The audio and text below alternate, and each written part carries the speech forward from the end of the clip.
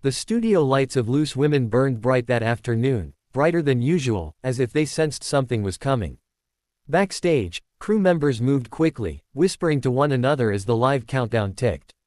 Today's special guest, the legendary Cliff Richard, sat calmly in the green room, sipping tea with a grace that came naturally to him after decades in the spotlight. But even he felt a strange tension in the air. 2 minutes, Sir Cliff, a stage assistant said, pulling back the curtain.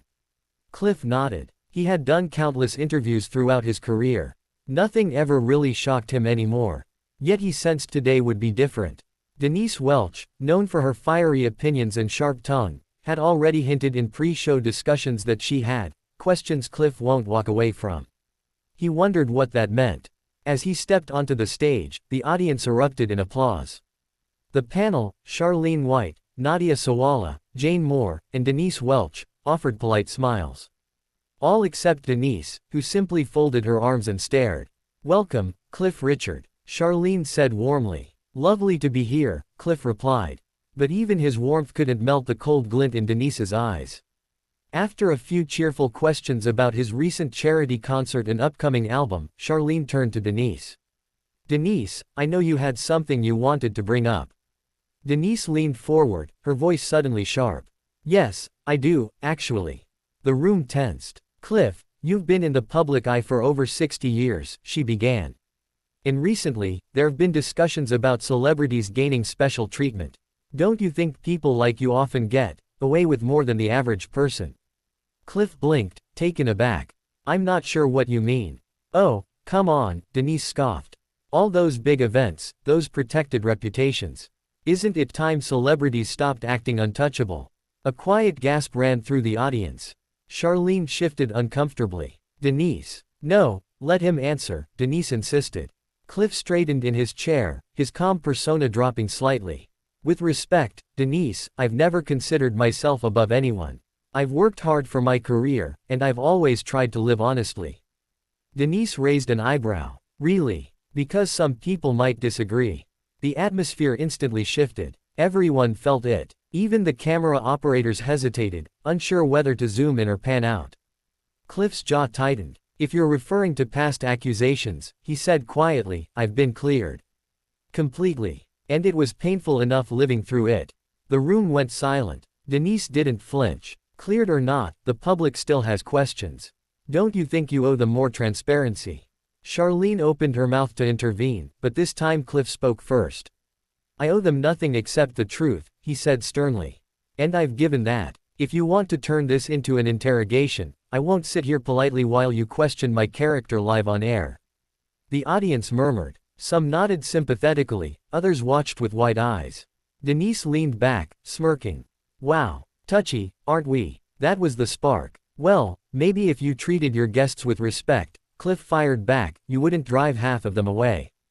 People don't come here to be insulted." Nadia reached out. "Please, both of you, let's just take a breath." But it was too late. Cliff's composure had cracked, and Denise looked ready for round 2. "You say respect." Denise shot back. "Respect is earned, Cliff, not demanded." "And I've earned it for decades," he replied sharply. "Something you seem determined to ignore." Gasps again. Even Charlene had lost control of the situation. "Producers are telling me," she began, touching her earpiece, but Cliff was already standing. "I'm not staying here to be attacked," he said, adjusting his jacket. "I came here to talk about music, not to defend myself from baseless accusations." The audience watched in stunned silence as he took a step toward the edge of the stage. A producer rushed forward, trying to block him. "Sir Cliff, please, this is live." "I know it's live," he said firmly. "Which is exactly why I won't let her humiliate me." Denise rolled her eyes. "Oh, don't be dramatic. It's just a conversation." "No," Cliff replied, turning back to her with an intensity no one expected. "A conversation requires mutual respect. You've offered none." The tension hung thick in the air. Finally, Charlene stood. "We need to go to a commercial break. Now." But Cliff didn't wait. Before the cameras cut, he walked off the stage, live, on air, leaving the audience gasping and the panel scrambling. The moment he disappeared behind the curtain, chaos erupted backstage. Producers whispered into headsets, trying to figure out whether to cut the segment completely or address it afterward. And Denise, she simply crossed her legs, smoothed her dress, and said under her breath, "He'll be back." But she was wrong. What happened next shocked the entire studio, and would soon make headlines across the country. Backstage, Cliff Richard walked briskly past the line of cameras, makeup stations, and startled crew members.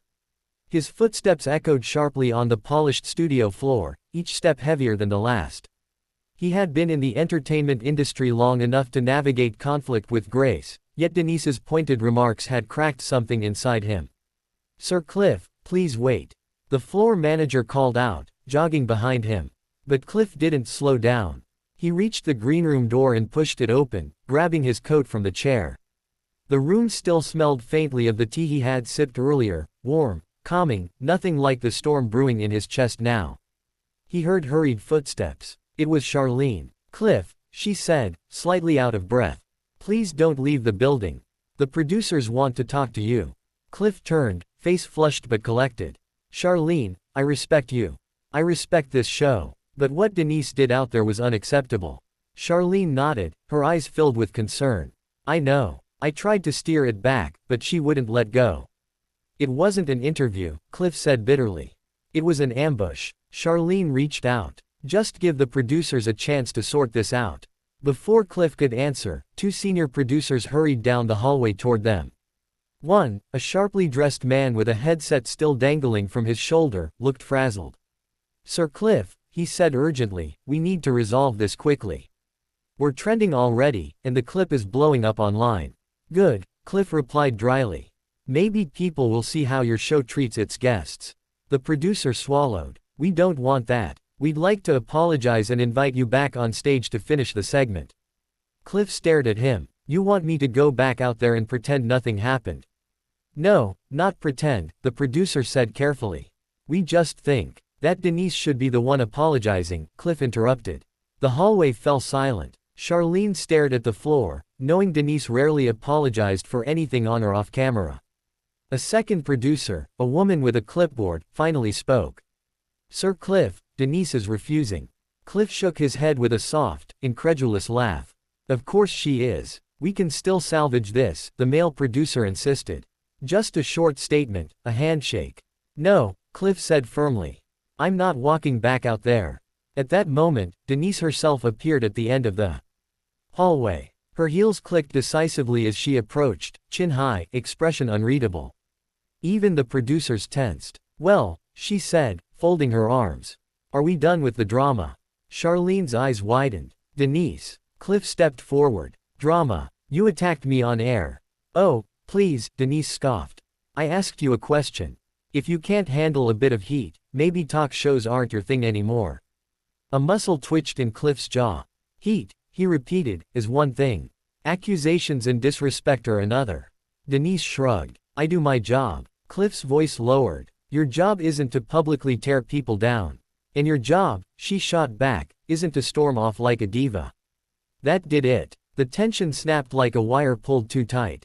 "I won't stand here and be insulted again," Cliff said, stepping past her. "Where are you going?" the producer shouted. "Leaving," Cliff said without turning around. "For good." "Sir Cliff, we still need to." But it was too late. He was already heading toward the exit.